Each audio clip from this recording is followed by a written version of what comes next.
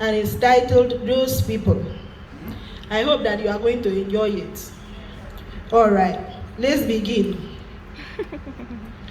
Okay, I was doing that one to test the microphone. Let's start. My name is Eketi Edimaite and I am a storyteller. And today I'm going to read a story for you and it's titled Those People.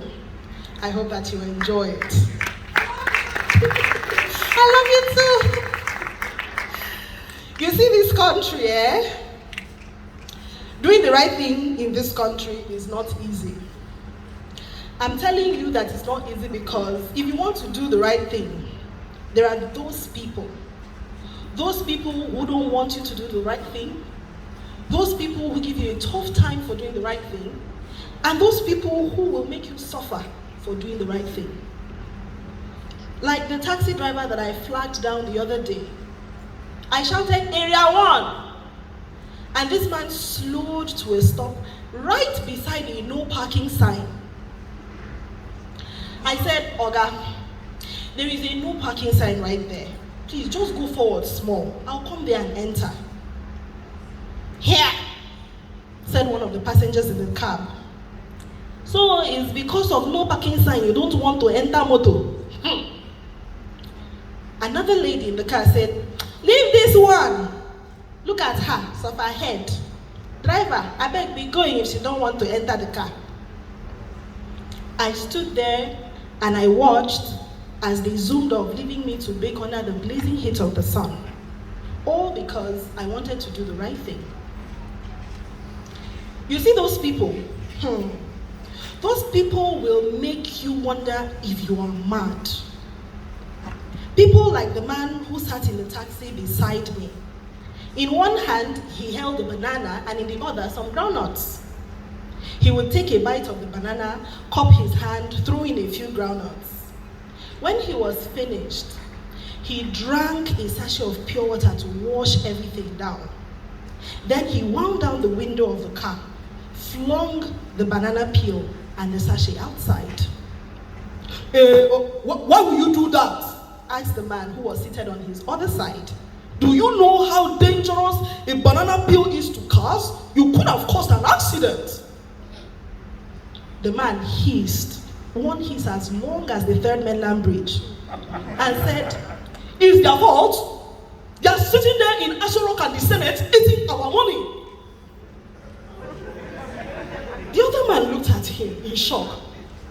"Eh? They are eating your money, so that's why you are littering the road?" Of course. If they were not stealing our money, I would have been earning a better salary and I will be driving my own car, then I will put the banana peel inside my car. I'm telling you, these people will make you think that you are mad. I looked at this man. I wanted to say to him, "Oga, you're a real Olodo. I don't doubt Seme. Even no bo." But I didn't say it because those people, the ones in the Senate eating our money, they will not let me. You see those people? Those people will do the wrong thing. And then when you protest, they will make it seem like you are the one who is doing the wrong thing. Like the other day at the bank, there was a queue, a long line of disgruntled customers sweating inside a bank hall where the air conditioners had stopped working. They were all there waiting for their turn to make their complaints and get their problems fixed.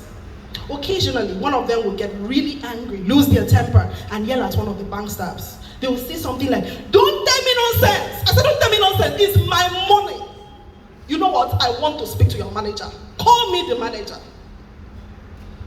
It was in that tense, restless atmosphere that the man walked in, swept by us, the law-abiding citizens of the queue, and went right up to the counter. Imagine. "Ah, Chief, the teller greeted, her smile nearly splitting her face in two. "Long time no see, sir. How is madam? How's the family?" "The family is fine, my dear," Chief replied in a booming baritone. "You people have made me come here by myself today. I've been calling your people since yesterday, Sandra and the other guy, but they couldn't fix my problem. So I said, let me come here by myself." "Ah, we're so sorry about that, sir. You're welcome, said the teller, whose name tag identified her as Anita. What's the problem, sir? Standing there somewhere in the middle of the line, I watched in confusion as he told her his problem, and she scribbled something down on a sheet of paper. I glanced around to see if anyone was seeing what I was seeing. My people, they were seeing what I was seeing, and yet nobody said anything. It was in that moment that I felt the first stirrings of anger. And just as I was about to speak up, a lady 2 places behind me stepped out of the line. "Excuse me," she called out to the teller in a very soft voice. "Anita, right? We've been on this queue since. Please attend to us first." Sorry, ma'am," Anita said, her lips curled in disregard. "Let me finish with Chief here, and I'll be right with you." Anita, you won't finish with Chief," said the lady in blue. "You will attend to those of us who were on the queue first." Anita did not like that, and neither did Chief. He took a deep breath, pulled up his shoulder as if he was gathering the folds of his imaginary agbada. Then he smiled and said, "Young lady, this won't take a minute. 5 minutes at most. Just give her 5 minutes and she'll be right with you, okay?" "Sir," said the lady in blue, "you came in here and you met all of us on the line. The least you could have done was to ask someone to let you cut in, but you didn't do that, so you need to go back and join the queue." Chief was angry. His shoulders went up 3 inches higher, like my mother's 80s shoulder pad coat. He looked at the lady in blue and said, "I'm sure they taught you how to respect your elders. I said, let her finish with me and she will attend to you." Chief had spoken. And that was that. Abi?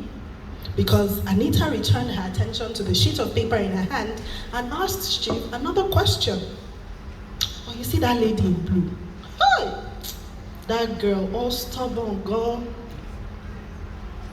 She looked at them and she said, "Anita, I hate to repeat myself, but I'm going to do it for you. Attend to the next person on the queue and let this man go back and join the line." Pulling on his imaginary agbada again, Chief spared the lady in blue with a hot glare and asked the almighty question, "Do you know who I am?"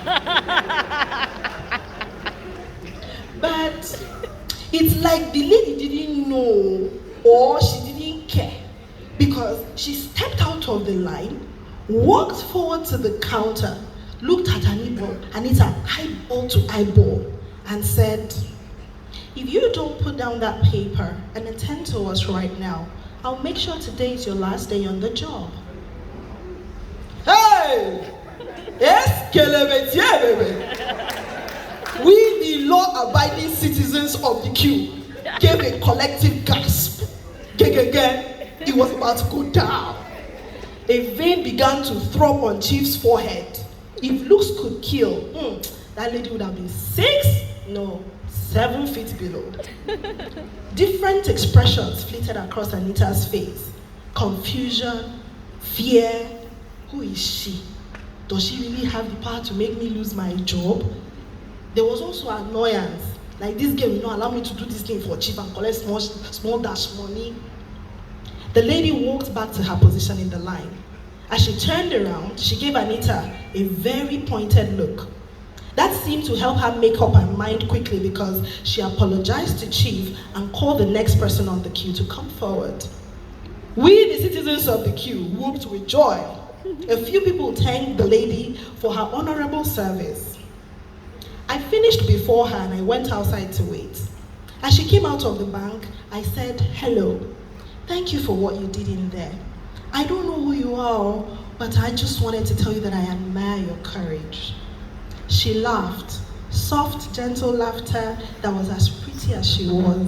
And she said, "My sister, don't mind me. I'm nobody. It's those people. That's how they will make you act like what you're not. You see, in this country, if you don't shine your eye and do do gra gra, they will finish you. In fact, sometimes you will have to fight evil with one hand and use the other hand to fight the people that you're fighting for. But whatever happens, we will do the right thing. I looked at her and I muttered, "You're right. Honestly, to do the right thing in this country is not easy at all. But we will do it regardless." Thank you.